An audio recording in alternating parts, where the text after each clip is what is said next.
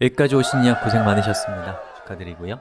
지금까지 우리는 HTTP에 대해서 필수적으로 알아야 할 것들을 충분히 살펴봤어요.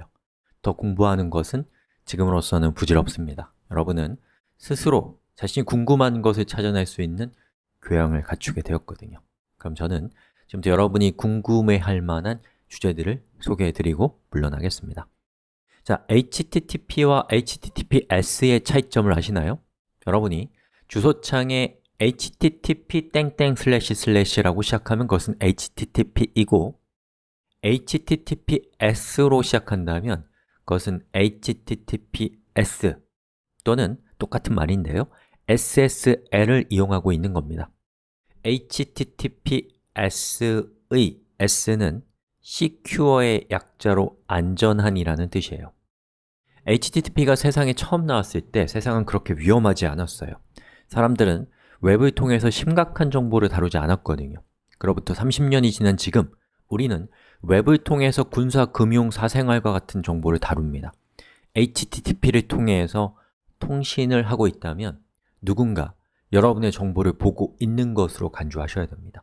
하지만 HTTPS를 사용하면 전송하고 있는 내용을 가로챈다고 하더라도 실제로 그 안에 무슨 내용이 담겨 있는지는 당사자들만이 알 수 있습니다. 암호화되어 있거든요. 여러분이 웹에 대한 소비자라면 HTTPS가 아닌 사이트에서 만약에 로그인을 요구한다면 여러분은 그 사이트를 이용하지 말아야 합니다. 여러분이 서비스를 만드는 생산자라고 한다면 여러분이 운영하고 있는 그 사이트가 중요한 정보를 사용자와 주고받고 있다면 HTTPS를 꼭 도입해야 됩니다. 그것을 게을리한다는 것은 정보 담당자로서 마음가짐이 부족한 것입니다.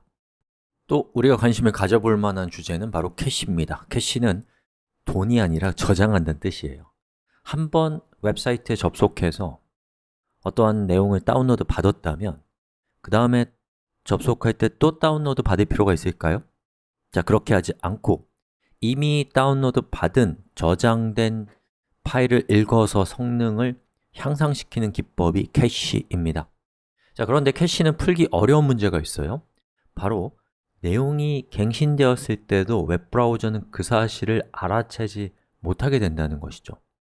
자, 이런 경우에 여러분이 웹브라우저에서 윈도우라면 컨트롤 알파벳, 컨트롤 F5키 또 맥을 쓰고 있다면 커맨드를 누른 상태에서 대문자 R키 리눅스에서는 F5키를 누르면 강제로 캐시가 갱신됩니다. 하지만 캐시가 갱신되었다라는 것을 일반 사용자는 알 수가 없잖아요. 바로 이런 문제를 해결하기 위한 여러 테크닉들이 있는데요 캐시 컨트롤, 프라그마 이러한 그 헤더 값들은 바로 캐시를 제어하는 테크닉이라고 할 수 있습니다. 그리고 비교적 최신 기술인 애플리케이션 캐시와 같은 것들도 바로 이러한 목적으로 고안된 기술이라고 할 수 있습니다. 성능 향상에 관심이 간다면 캐시를 살펴보십시오. 자, 개인화도 중요한 문제예요. 한번 생각해 보죠. 우리가 쇼핑몰 사이트에서 장바구니를 이용하잖아요. 그리고 우리가 로그인을 하면 그 다음에 접속할 때는 로그인 상태가 유지되고 있단 말이죠.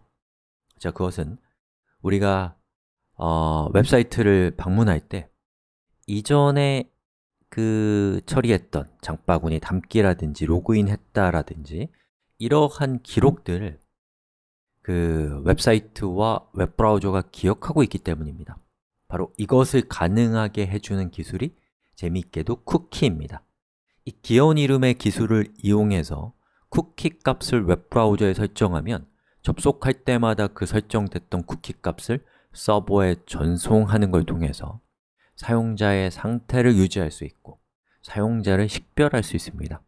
최근에는 쿠키보다도 훨씬 더 많은 정보를 저장하면서도 보안적으로 보다 우수한 웹 스토리지라는 기술이 등장했습니다.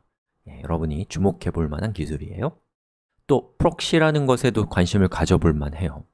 웹브라우저와 웹서버 사이에 프록시라고 불리는 이름의 중개 서버를 둘 수 있어요.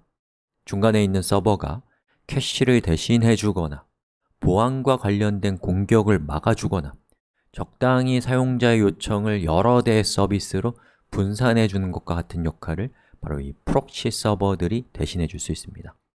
그 외에도 엄청나게 많은 일을 할 수 있고요. 여러분의 서비스가 복잡해지고 중요해지고 있다면 프록시 서버라고 불리는 기술을 알아보도록 하십시오. 또 네트워크를 모니터링하는 도구들에게도 관심을 가져볼 만합니다.